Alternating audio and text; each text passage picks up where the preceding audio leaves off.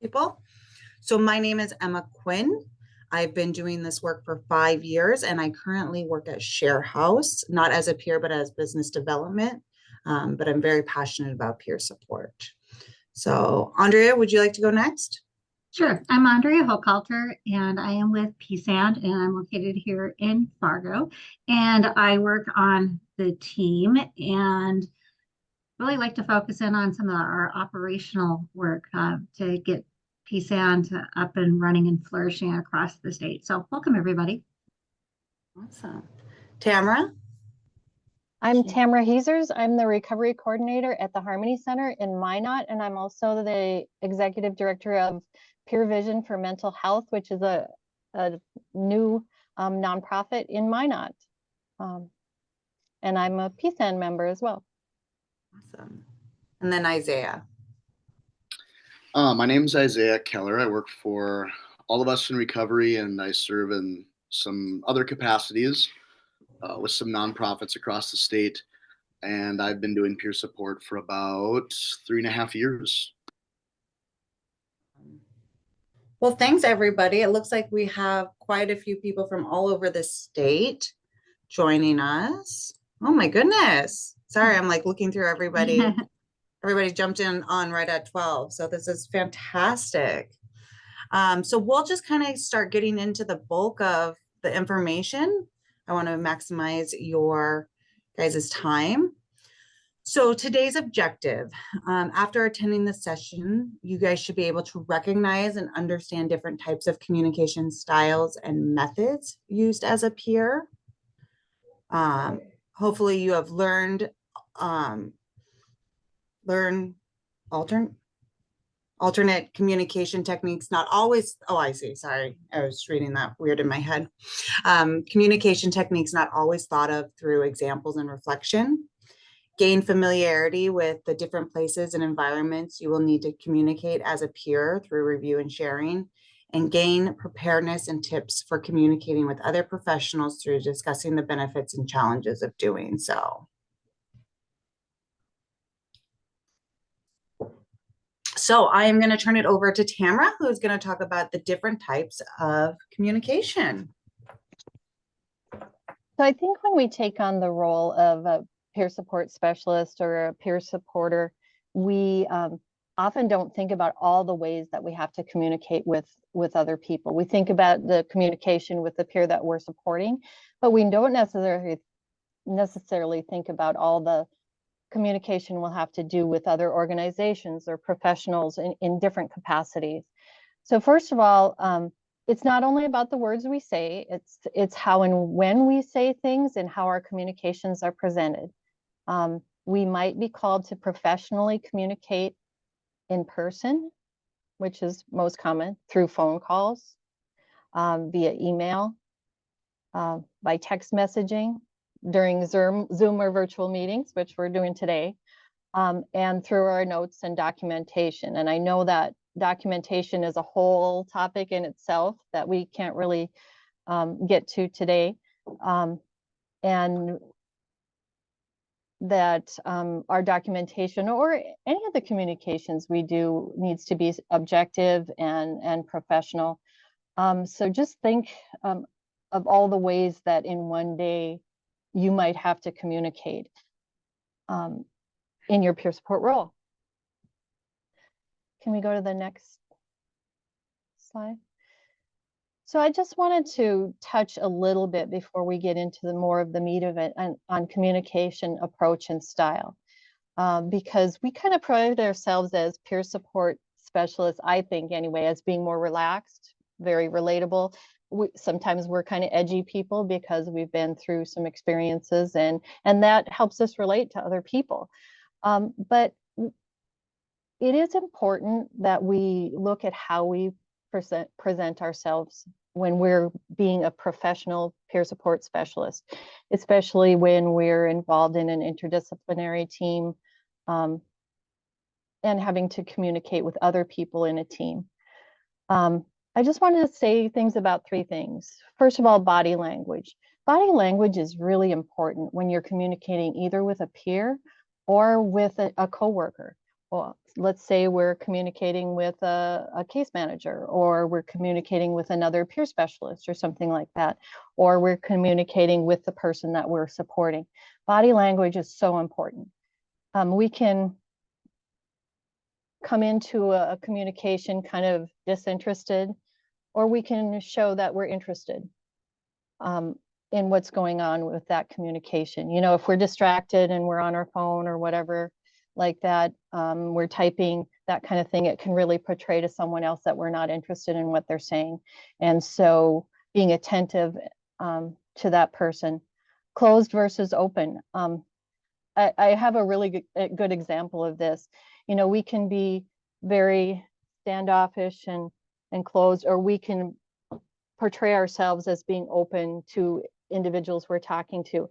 I was involved in a peer support group that I was consulting for, and another person who is a facilitator for another group came in to see what our group was doing, and he sat in the middle of the table, the long table we were at, pushed himself back on two legs against the wall and went like this. And he sat like that for 45 minutes, and until he finally started participating a little bit in the group. And just think of the message that that sends to other people, whether it's another professional, whether it's the peers that were coming to the group for some support. But what that showed is that person maybe could be interpreted as sitting in judgment, or yeah, we'll see what this is all about, or whatever. But if you're the person that's supposed to be a facilitator and a trained peer, that's a way to really look closed versus open, leaning towards someone, really establishing eye contact, that kind of thing. Now, that being said, we have to be culturally aware. And that again could be a whole other topic, but you know, some cultures don't like eye contact. Some cultures don't like handshakes. Some really like handshakes. Some cultures hug, some don't, that kind of thing. And so it's good if we know we're dealing with someone from another culture. The best thing that you can do is ask them, are you comfortable with me with a handshake? Or, you know, is there anything about the way that we communicate that you'd want me to know? And so your best resource in that sense is the person that you're talking to. So, and there's a million other ways that body language can be presented. The next one is tone. Are we curious? I want to know about you. Tell me more about that. What's going on with you, versus, well, did you take your meds today? Or, you know, you're not listening to me how I said we should deal with this peer. Or, you know, if you're communicating with another member of the team, you know, well, what did you do? You know, kind of thing. That would be really non-productive. Versus curious. Well, how do you think we should approach this? What's your thoughts on what's going on here? Curious versus interrogating. Neutral versus defensive.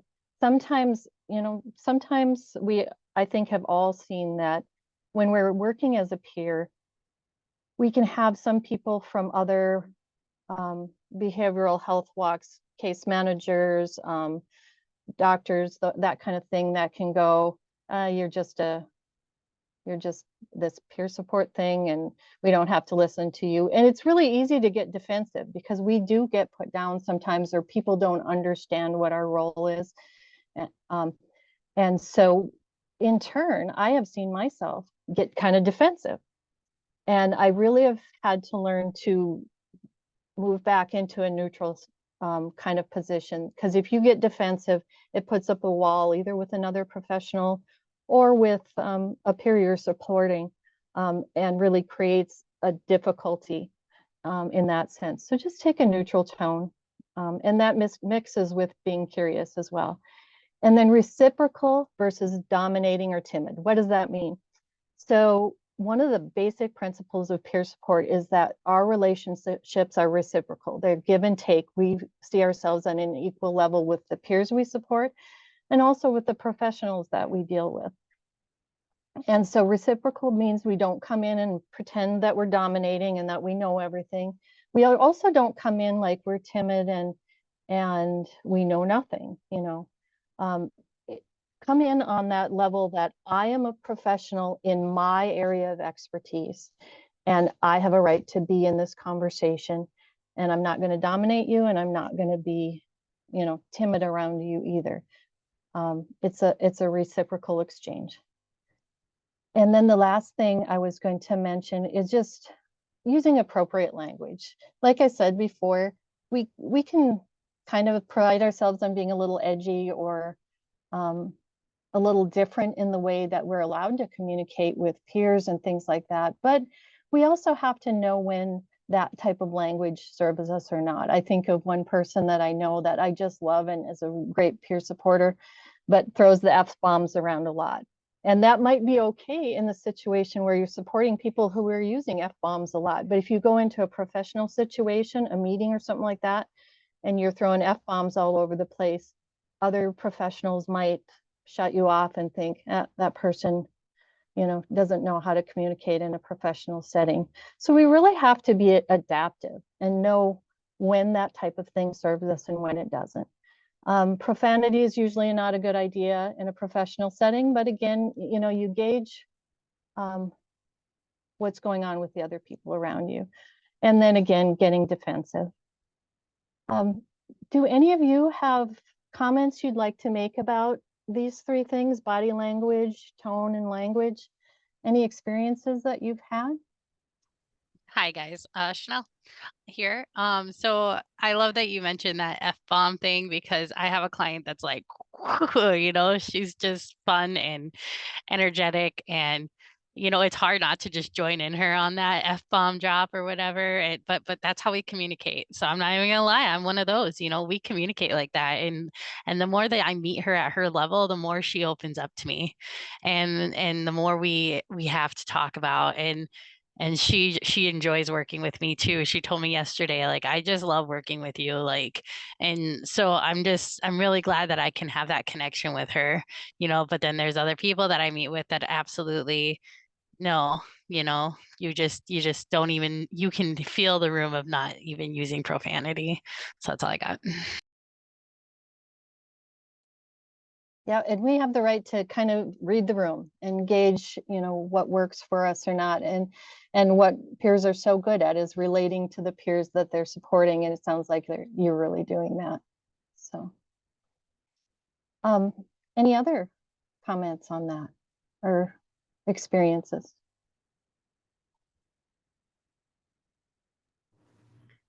Looks like there was a comment in the chat. And it says the best thing you can do for anyone is asking them, which I 100% agree. Maybe somebody's body language is a result of simply being cold, or maybe person is not feeling well, or person with crossed arms is not feeling safe, and maybe it's something else. It shouldn't be assumed that no matter who it is, the courtesy needs to be extended beyond the cultural concerns to everyone. Good feedback. Yeah. All right, and then I'm going to pass it over to Isaiah, who's going to talk about tips for effective workplace communication. I have a comment on the body language part, like being opened or closed or whatever. So I've learned that if I point my toes at my peer, that my body is more open. I'm facing them, I'm open to them. Where if I am not like pointing my toes at them, then I seem like I'm cut off, right? But if I point my toes at my peer, whether it's at a slant or whatever, then I'm showing more openness to their communication. That's just something.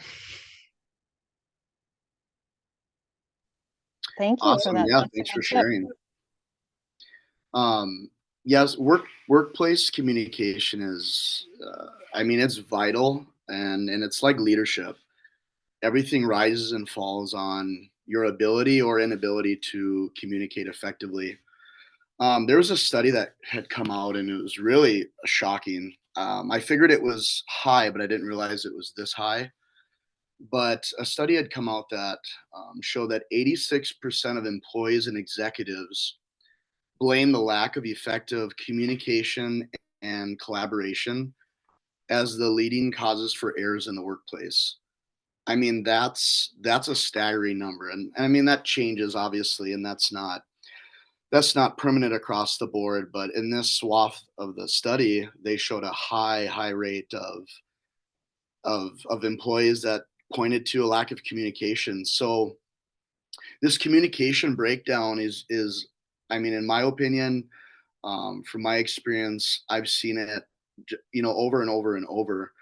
And if I could point to kind of the biggest cause or the biggest reason for a communication breakdown, it's assumptions, misinterpretations, misunderstandings. I mean, 9 times out of 10, no one was malicious. 9 times out of 10, no one intended to hurt somebody or cause a mistake to occur, but it just boils down to a communication breakdown. And so misunderstandings can happen, and I mean they happen all the time.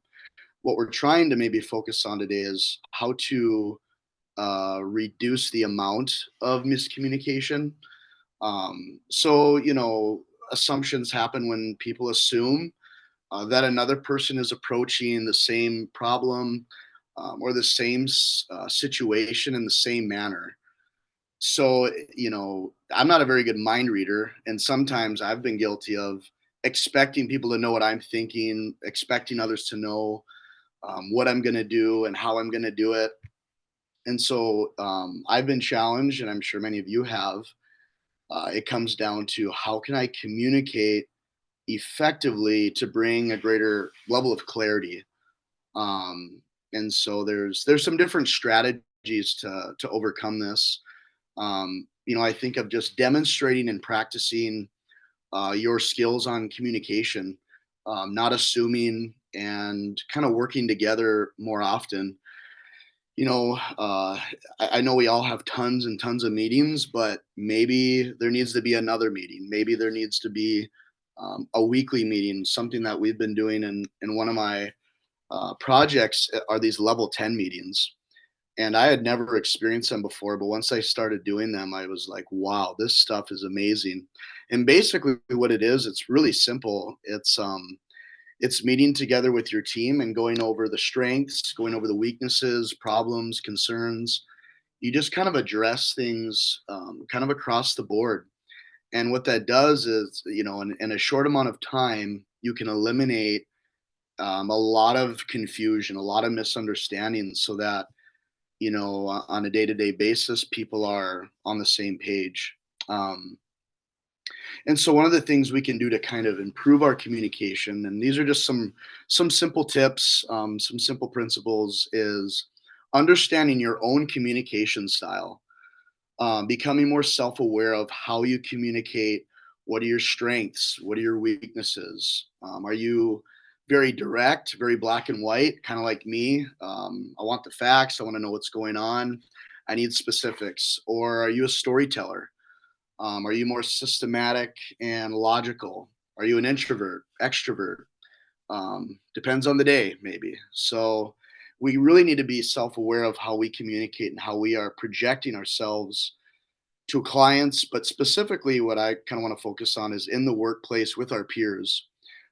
Could be with your boss. And then also we need to reflect on how others react to our communication. So if you could think about, your last 2 or 3 good experiences, maybe it was a good meeting. Maybe you had a visit with a coworker and you addressed something and it just went awesome. Kind of reviewing and reflecting what went well, what did I do well, and then on the other side of that, if there was a meeting that was a disaster and you walked away more confused than when you entered, you may need to reflect and say, what did I do wrong? Where was it lost? And so being aware of your own communication style is vital. But also we need to be aware of other communication styles. And so that kind of went into a little bit about what Tamara had talked about with culture. How were they wanting to communicate and kind of getting on their level.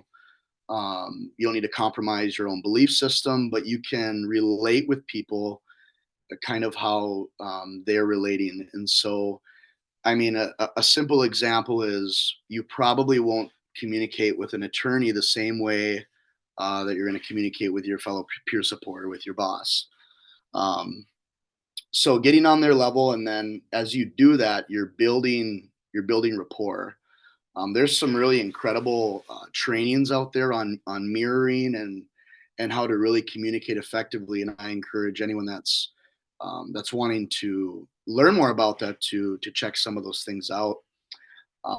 And then, what about when you don't know? Maybe you don't know how someone wants to communicate.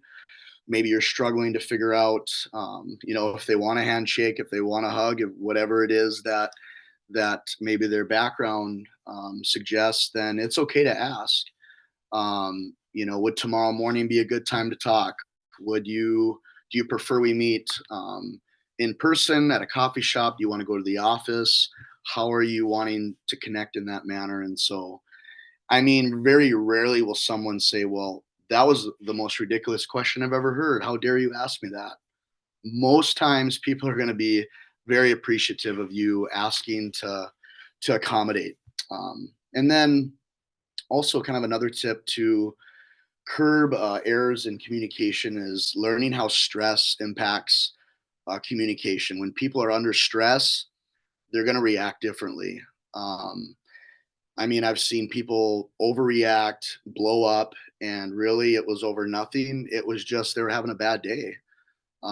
They were under a tremendous amount of stress, and maybe the meeting is not suitable for today. Maybe we need to table that for tomorrow until things kind of clear and people are more in the right frame of mind. And then another tip too is making sure that we're communicating appropriately and in the right moments. I've been in situations where the boss came in and he didn't say a word to anybody. He just started working, and obviously there was something going on, and he was probably upset, and maybe he didn't want to talk, and maybe he was just all about business at that moment. And as he's doing that, other employees are chatting and sharing things on Facebook, and he's busy working or she's busy working, and these other employees had totally missed what was going on in the room and in the environment. So, getting back to being aware of our surroundings, learning how stress impacts people, and then being timely on how we communicate. With things that are more professional, I'm going to send an email. If something's more personal, as far as, hey, did you pick up something at the office? Did you grab something at Walmart? I'm going to send a text. If it's urgent, I'm going to make a phone call. So becoming more effective in how we deliver our messages, and being suitable that way. And then also that one thing that's pretty important for us is, um, I would say, especially in our world that we live in a very high paced, fast paced society, we and I've been guilty of it. We don't give enough affirmation. We don't give enough praise, and when someone's doing a good job, we need to make sure that they're recognized and that they get the pat on the back or they get the reward that they really deserve. Because I mean, especially in a staffing shortage across the board, um, I mean, it's a very competitive workplace, and if someone feels like they're in a toxic work culture, a toxic environment, it's not difficult for them to get a job the next day somewhere else, and in an environment where they're going to be treated with value. And then the last thing I would just like to add is, as we're communicating with coworkers and our fellow peers, um, with the work that we do, we really have to be empathetic. Um, Everyone's fighting their own battles. Everyone's going through their own storm and sailing the seas. And sometimes it can feel like you're doing it alone. And so we need to be very empathetic and understanding that it could be stress, it could be a problem, it could be a loss in their family, and they're not wanting to open up about that. And so we can't wrongfully assume that they're just being lazy or they don't want to do work that day. But we need to be empathetic and kind of get on their level and ask some questions, and then be okay if maybe they don't want to open up about it. So that's really all I have. Hopefully this helps somebody And if you have any questions, feel free to drop something in the chat, or I can open it up too for just a quick response as well. So Yeah, as you were going over this, Isaiah, I was thinking a couple of things. You had mentioned about reflecting on communication, and I like that the idea of after having, whether it be with a peer meeting or with somebody else, other professional in the workplace, a collaborator, of after somewhere in your time in your schedule to stop and think, reflect what's working and what's not working. Think about that experience and learn from it. Take time. So if you don't take time, you just keep moving forward, you're going to have some missed learning opportunities. So I like that you called out that reflection piece of it. From a professional communication standpoint, one thing I learned early on that I try very much to adhere to in all of my communications, professional, family, friends, is the why before the what. Whether it be in writing or whether it be in verbal communication, in a presentation, is let people know the why before you get into the what.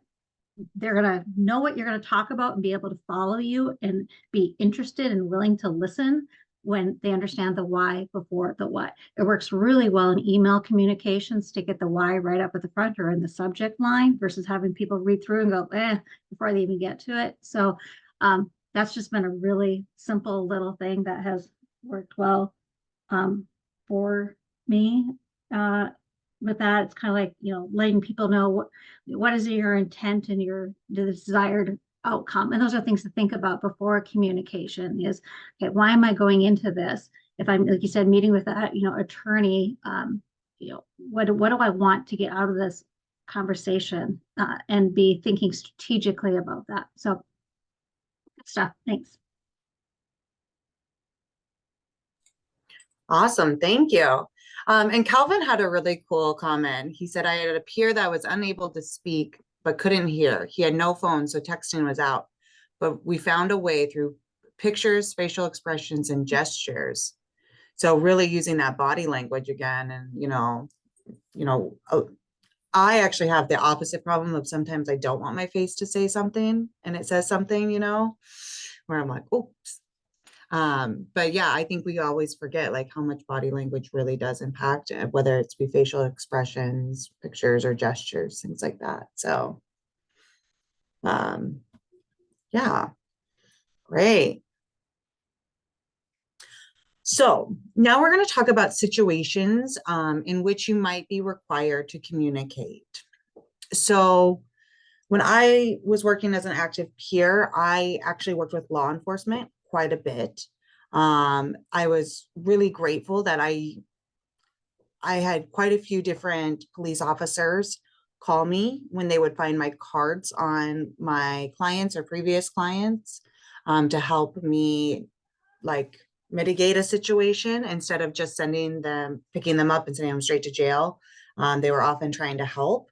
So you may need to communicate with law enforcement, parole and probation, especially if you work in free through recovery. You know that parole and probation is a huge part of that program.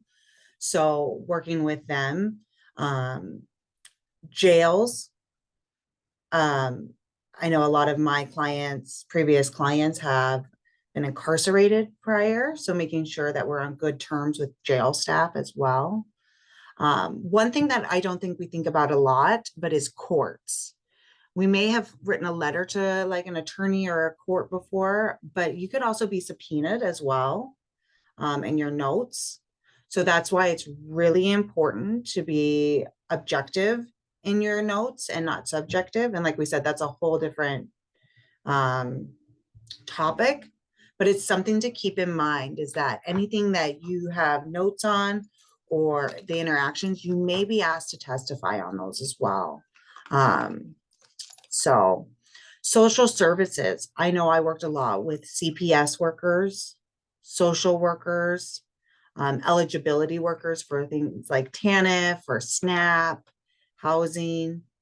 Oh, and Calvin just put a great comment in the chat about notes. Notes are usually objective, factual, and strengths-based. Absolutely. So that's really good insight, Calvin.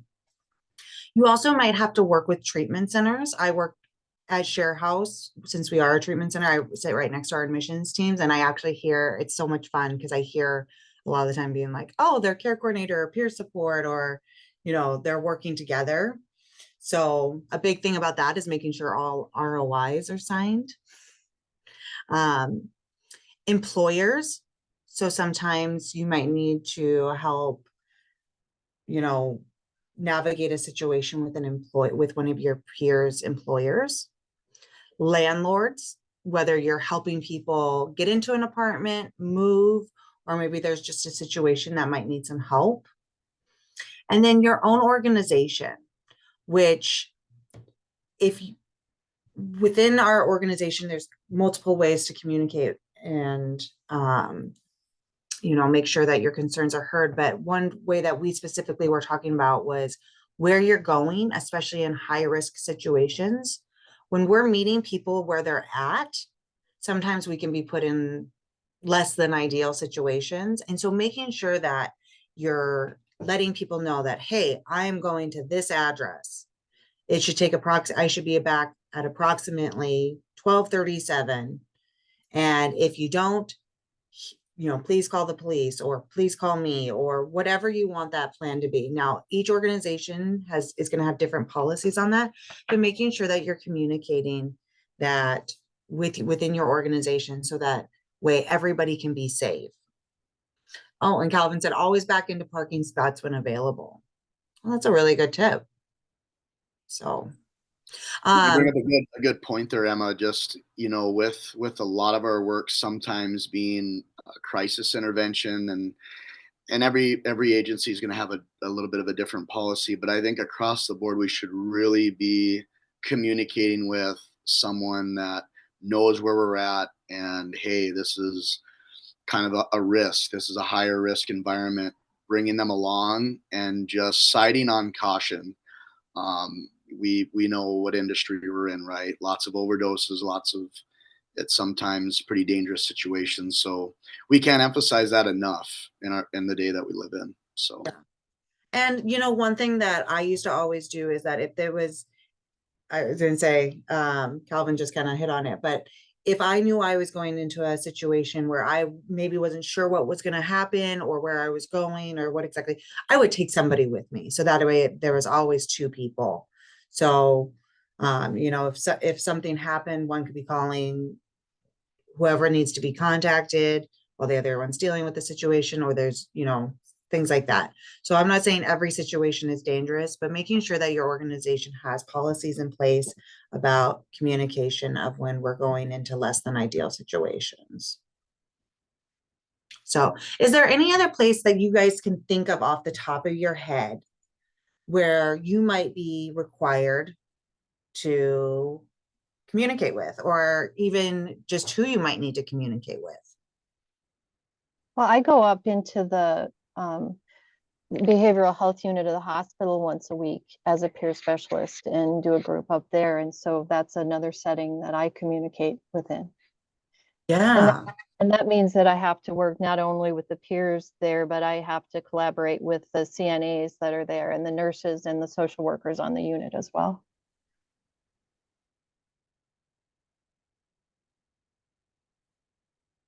Where else have you guys had to communicate and with professionals, peers, anything like along those lines?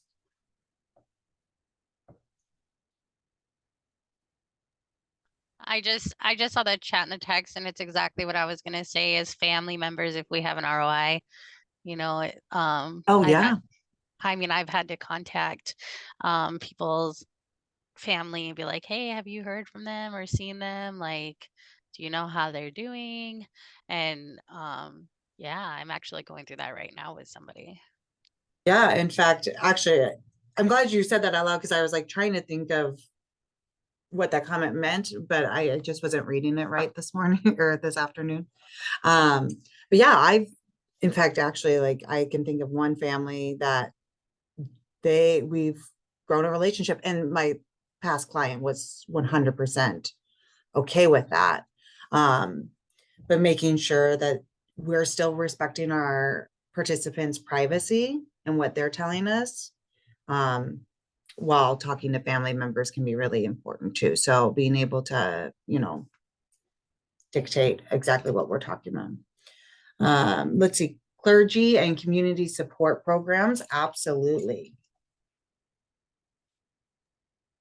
I've also been interviewed by local media, and that's a place where sometimes peers, especially as peer support gets to be more known, we might be called on sometimes.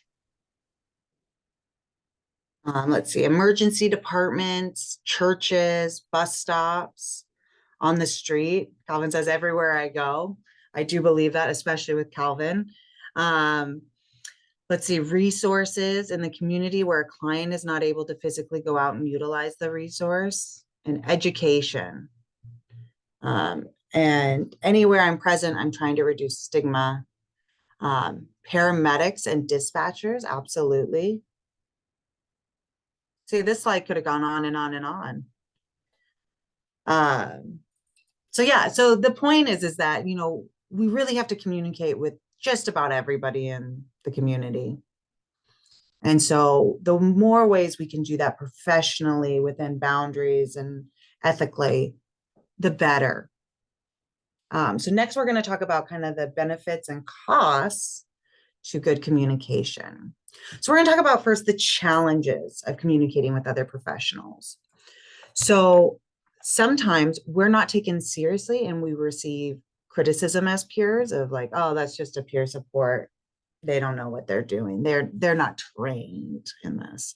But little do they know we do have training, right? So a big thing to be is understanding where people are coming from, but not getting defensive. I think that sometimes, especially clinical professionals, will feel like peers have been put in roles where they are to take over their job. And so understanding where a clinician that may be criticizing a peer support might be coming from. But peers not being taken seriously is a big thing. So confidence is a must to combat it. And the way you have confidence is by knowing your story and knowing where you've grown. And so using your experience as an example of like, in my experience, it took me 3 times of going to treatment before something stuck. Or in my experience, I had to, like, for me, when people talk about medications, like it took me 16 years to find the right medications. But when I did, they were life-changing for me. And not 16 years, by the way, but things like that, where it's like I can use my experience to better help people understand.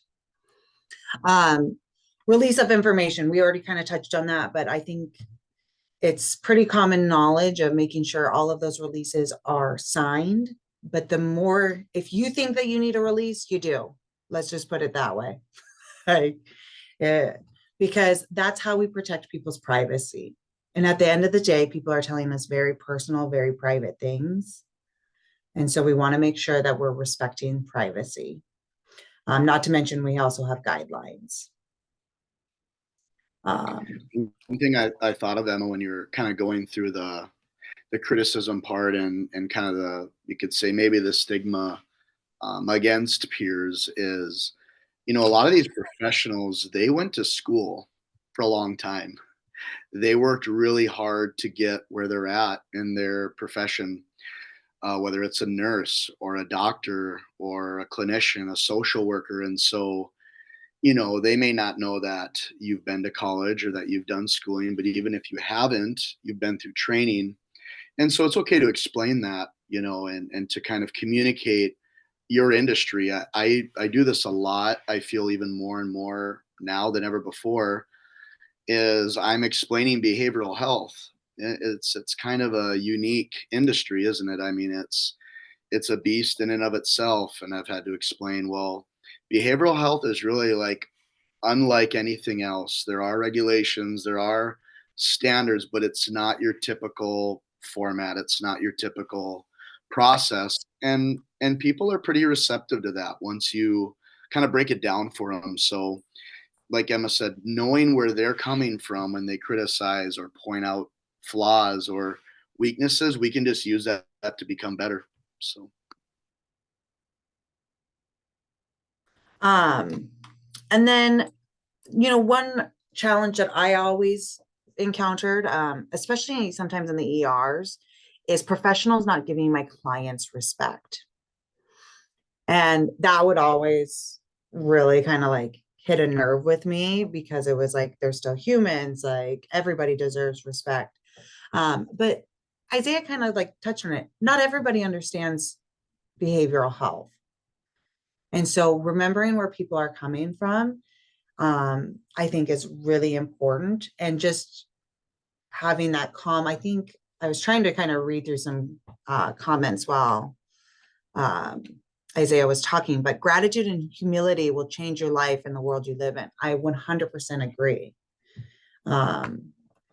Especially that humility part of, I don't think that my training is beyond what my training is. And so making sure we understand those boundaries as well, of like, you know what? I don't really know how this medication is going to affect your pancreas if we're in the ER, but I do know that, talking to somebody with respect will. And so just kind of knowing what your training is. And so that way we can help navigate situations. Chanel, you have your hand up. So in my experience, when I use in my experience, I then get told that I'm sharing too much personal thing and I'm not being client centered.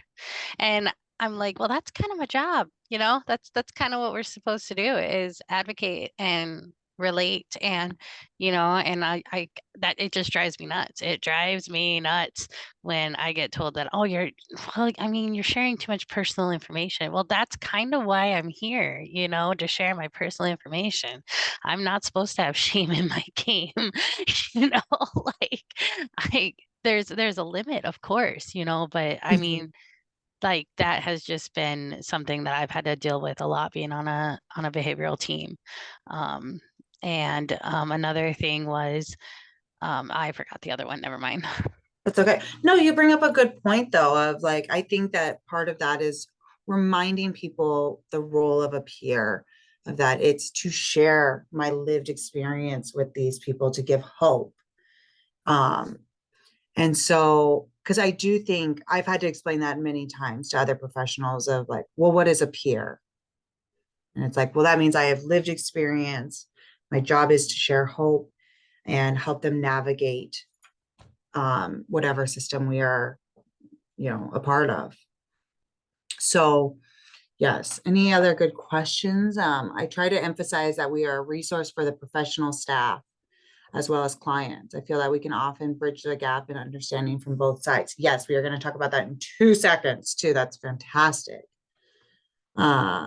Calvin says behavioral health is a result of interpreting our sensory inputs: sight, sound, touch, smell, taste, values, and beliefs. Internal factors can also contribute to behavioral health. Absolutely. Most behaviors are learned tools to cope. 100%. So what are the benefits of communicating with other professionals?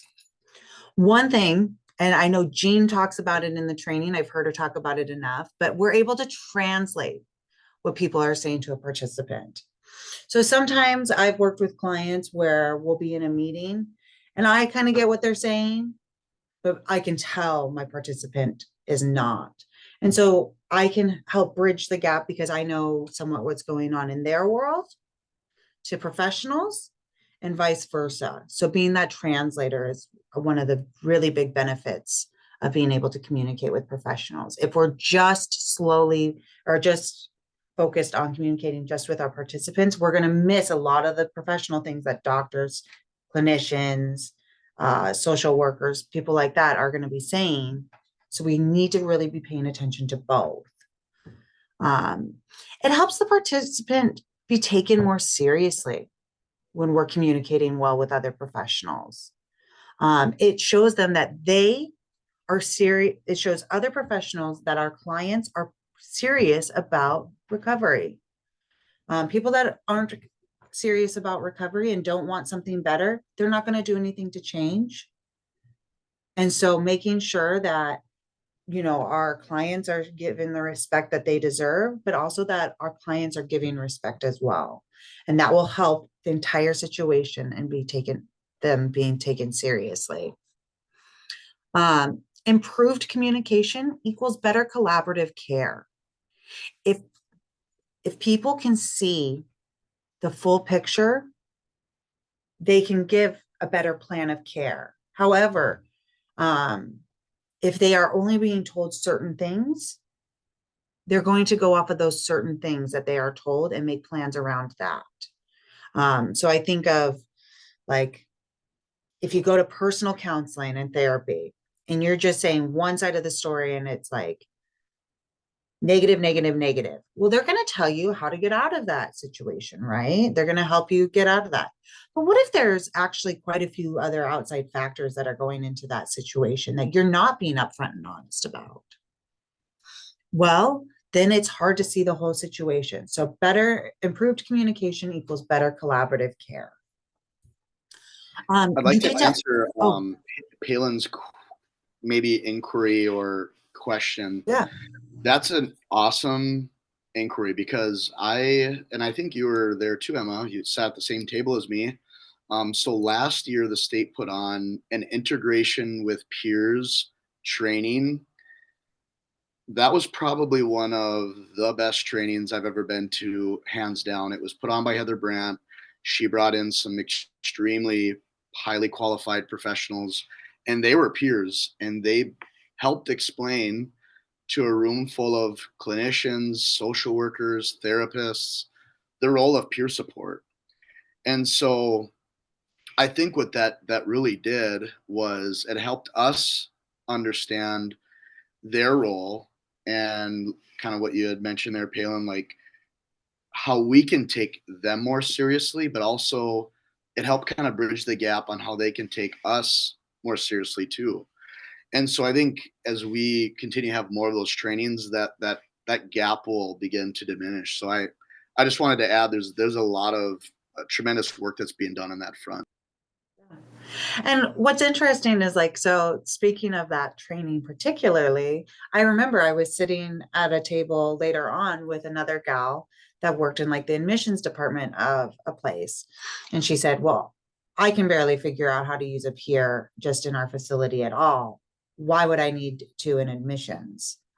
But I will always go back to a story where I was trying to get somebody into treatment and they were very scared to go. They had lots of anxiety and they weren't going to go, truthfully.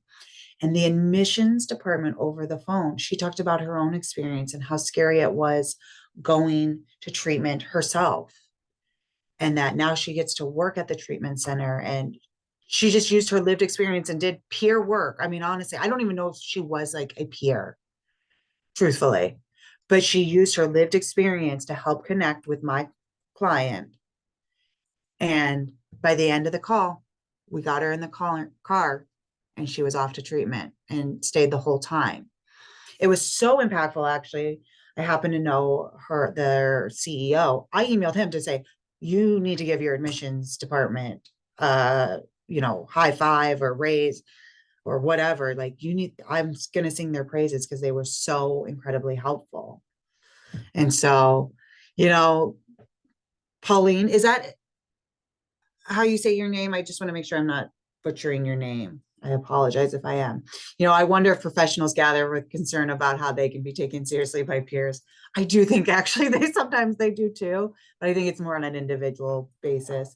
But like anything that's new, it's going to receive criticism until it's up and running. So, if you look at person-centered language, like, so I was looking at the history of share house, and it was the most ridiculous language when they were talking about setting it up. It was like, oh, I don't know. They weren't even being called alcoholics. It was like drunkards. And so like when anything new is introduced, it has a period where it's not taken seriously, where it has to gain momentum. And now that's our standard, right? But prior to that, there were a lot of words, languages, professions that weren't taken serious. And so I do think that sometimes they do. Um, I'm an expert. I am an expert at not being an expert, and that takes a lot of expertise, said one anonymous peer worker, highlighting the supportive rather than directive nature of the peer relationship. Oh, I like that. I will always say I am an expert in my life. You are an expert in yours. Or, like I am a firm believer of letting other people be the experts in what they know. But I also am the expert in my life as well. Building rapport with other industry professionals is a benefit of communicating with other professionals. This helps with other situations as well. And then the peer support industry looks professional and is taken seriously. So when we can build and use proper language and communicate with other professionals, it helps our whole entire industry be taken seriously. And so maybe that time that we're kind of teaching everybody about things and learning to be taken seriously, that's going to be shortened because they will say, yeah, I remember actually my past client had a peer support too, and they were great. They helped them in all these certain ways, and they were great to work with. That will stick with them, and vice versa. If it's a negative experience, it will stick with them as well. So this is not just it doesn't just reflect on you as a peer, but it reflects on us as an industry as well. So I want to talk about what is one thing that you guys might have learned today and how will you be applying it? If anybody wants to talk, or you can type it in the chat as well.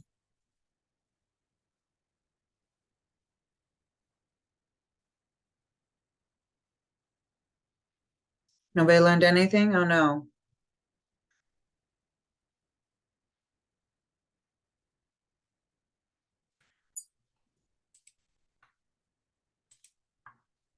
Okay. Any questions, concerns? As people were just, you're thinking about what you learned today and how you're applying it, what do you have coming up today? What's next? When's your next peer meeting? When's the next time you're going to have an interaction with any one of those professionals? Look at your calendar. When can you block off 15 minutes minimum to reflect about communications? These are, some actions that you could take, very soon to process what we talked about today, integrate what we talked about today into your work as a peer. So, picture the space, picture the person, visualize it, hear it, smell it, sensory. It'll help stick. I do have a question that's kind of off. Well, I mean, I guess it goes with communication, but when's the next motivational interviewing training? I don't have one on my calendar coming up. If somebody knows that or sees one, yeah, share it. I will see, but I don't know off the top of my head, but that doesn't mean that there isn't one. Mm-hmm.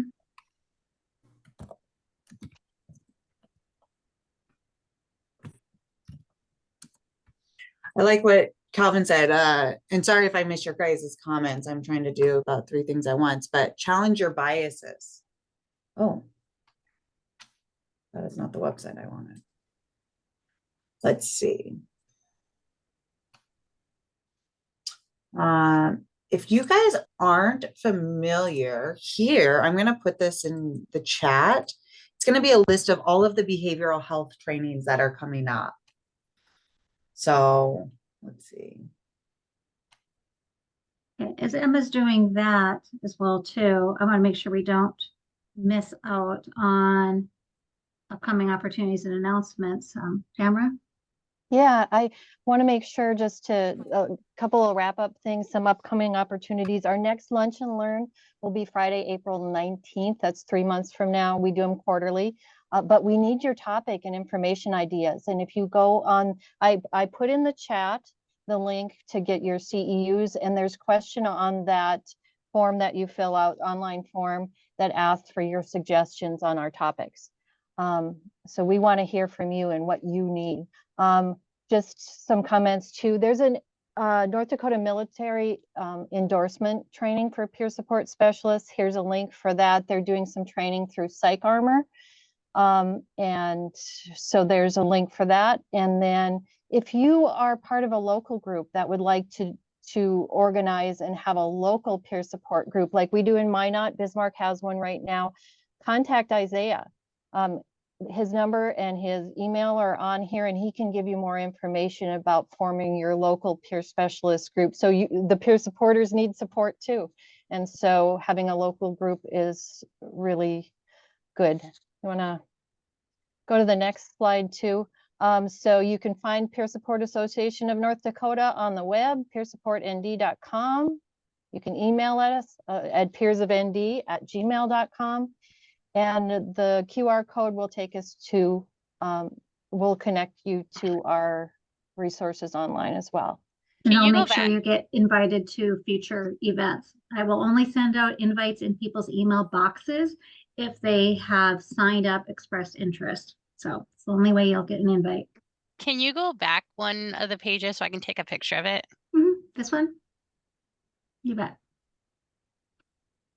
All these presentations are Thank you. uploaded on our website as well too. And then last, here is the link again. I also put it in the chat if you want to go to the form to apply so I can send you out your CEU certificate. You can also email us. I ask for a keyword in there, and that's mostly so that people who are watching the video, we know they've gone to the end of the presentation and haven't just presented a CEU. But if they ask for the keyword today, is communicate. And the QR code here will also take you to that form immediately. Just to talk a little bit about CEU, Continuing Education Unit is that, and most of you probably know, but peer support specialists in the state need 20 of those every 2 years. This session today, each hour gives you a CEU, so we give you a CEU for this today. This is approved by the Peer Support Department in North Dakota. Let's see, what else was I going to say about CEUs? It's gone out of my head, but The keyword? yeah, the keyword for Oh, I today is see it. communicate. Yeah, Sorry. it's right on there. And And that's just, just for our own use. Yeah. So I was just going to say about CEUs, it's just a way to keep improving your knowledge. You know, yes, the training is a week long, but we should always be trying to improve our knowledge. There's always new things coming out, always new. So CEUs are a great option of saying, look, I take this industry serious, and I want to continue to learn and grow on my experiences. So they're great even if you don't need the actual CEU.